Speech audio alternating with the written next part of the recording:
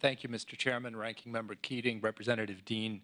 I think your opening statements have set the context very well. So I'll try to focus my remarks on three elements: how we're caring for the people who were uprooted in September, how we are supporting Armenia, and how we are working toward a peace. And I know Dr. Sokolowski will have much to say on the specifics of our assistance toward all three goals. This is the legacy of Soviet and Russian involvement in the region, and we have to deal with the consequences of their meddling and role over really centuries, but particularly the last 3 decades. So let me talk first about the people who were uprooted, the 100,000 or so, as you all eloquently noted, and the culture that has moved out of Nagorno-Karabakh, at least temporarily.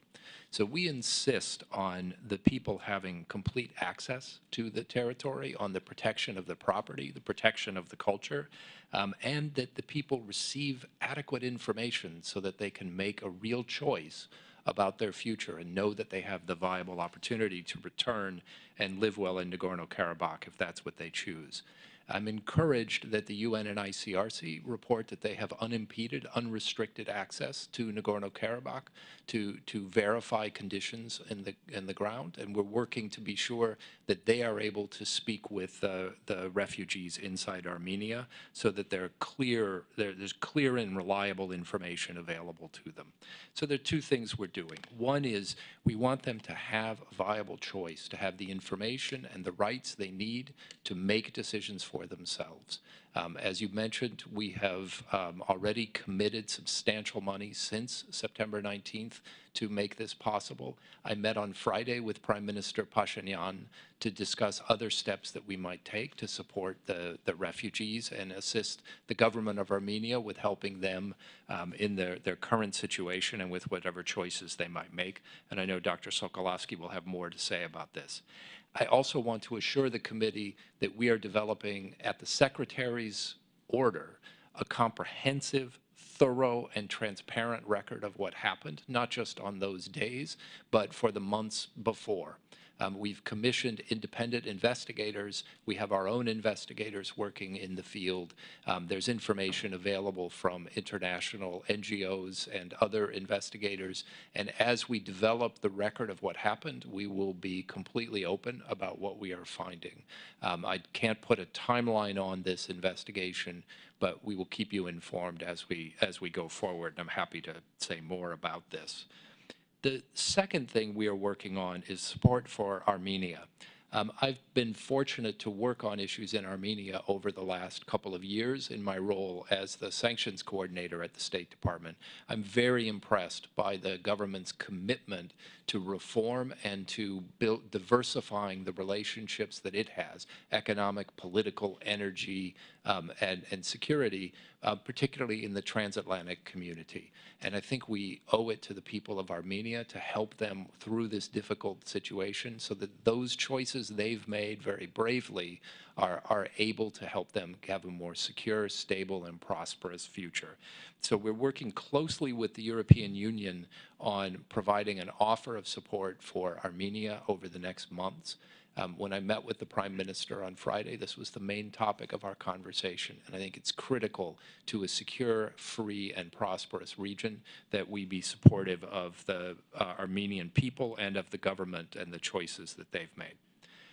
Third, we are pursuing a peace agreement. The sides have met multiple times. I saw the European Union mediators just this week, spoke with others this morning. They are hosting one of the parties today. The next few weeks will be critical in testing the parties' willingness to go from good intentions to saying yes. Because as we all know, yes is the hardest word to get in a negotiation. So how are we doing that? Well, we are deeply engaged. I think there have been 13 senior-level visits to the capitals, Yerevan and Baku, since September, as well as, and meetings among the parties as well. We're also deeply engaged with our Turkish colleagues as we go forward. We've made clear that nothing will be normal with Azerbaijan after the events of September 19th until we see progress on the peace track. So we've canceled a number of high-level visits. condemned the actions, and you mentioned Representative Keating, the 907 waiver. We don't anticipate submitting a waiver until such time as we see a real improvement in the situation. All of this is to say we continue to urge peace. Now, why would they make peace now and not before? I think you each pointed to a couple of key elements. One of them is the economic benefit of peace. Central Asian countries are looking for new routes to get their goods to market. Those routes can run through Azerbaijan on to Georgia or down through Armenia to Turkey. We've said no use of force is acceptable. A transit corridor built with the involvement and consent of Armenia can be a tremendous boon to states across the region and to global markets who will receive access to these goods. A transit corridor created some other way by force or with involvement of Iran will, I think, be met with a very strong reaction and will not be a success. That's a simple choice.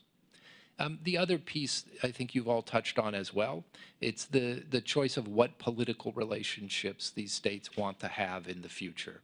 A future that is built around an axis of Russia and Iran as the main participants in security in the region, I think is unstable and undesirable, including for both the governments of Azerbaijan and Armenia. They have the opportunity to make a different decision now, and we're clarifying that. And I anticipate we'll have more senior level involvement over the weeks to come. Thank you. With